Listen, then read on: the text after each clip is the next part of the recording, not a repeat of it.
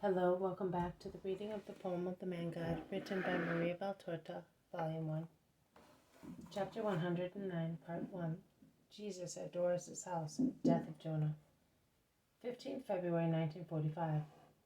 I see once again the plain of Esdraelon by day.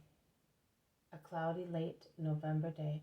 It must have rained during the night, one of the first rains of the dreary winter months, because the earth is damp but not muddy, and it is windy, a damp wind that blows away the yellow leaves and pierces one's bones with its breath saturated with moisture.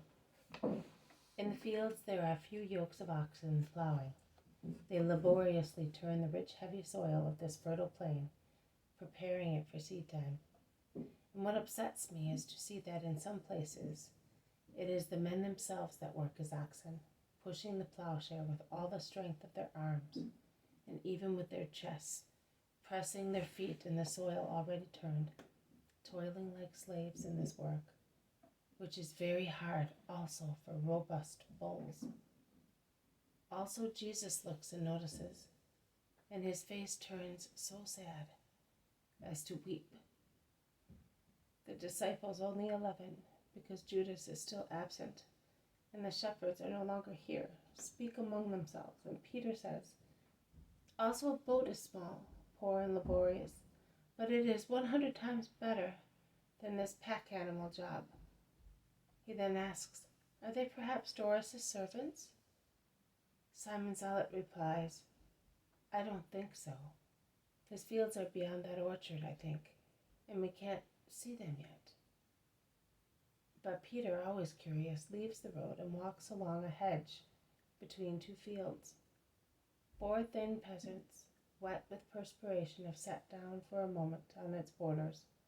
They are panting with fatigue. Peter asks them, "Are you Doras' men?" "No, but we belong to his relative, to Johanan." "And who are you?" "I am Simon of Jonas, a fisherman of Galilee, until the moon of Chiv. Now I am Peter of Jesus of Nazareth, the Messiah of the gospel." Peter says so with the respect and glory with which one would say, "I belong to the high divine Caesar of Rome," and much more too. His honest face is shining with joy in professing himself of Jesus. "Oh, the Messiah! Where is he?" ask the 4 unhappy men. "That one over there, the tall, fair-headed one, clad in dark red, the one who is now looking here, and is smiling, waiting for me." "Oh, if we went there, would he send us away?" "Send you away? Why? He is the friend of the unhappy, the poor, the oppressed, and I think that yes, you are just them." "Oh, we are indeed, but not like Doras' men. At least we have as much bread as we want, and we are not lashed unless we stop working. But so that if the fine master Johanan should find you here talking, he would lash us more than he would lash his dogs." Peter whistles significantly. He then says, "Well, it is better if we do this." And cupping his hands to his mouth, he calls out loud, "Master, come here.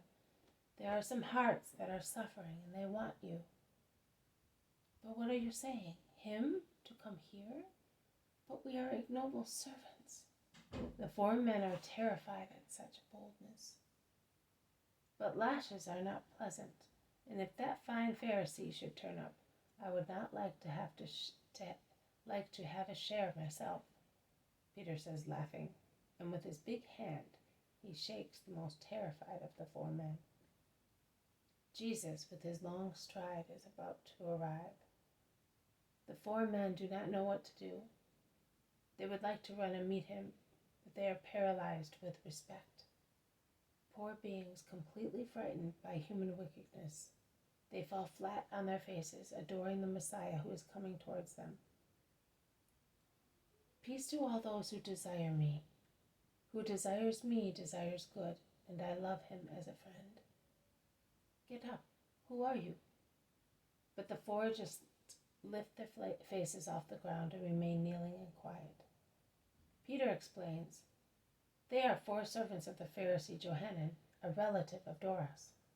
They would like to speak to you, but if he comes, there will be a volley of blows. That is why I said to you, come. Get up, boys. He will not eat you. Have faith.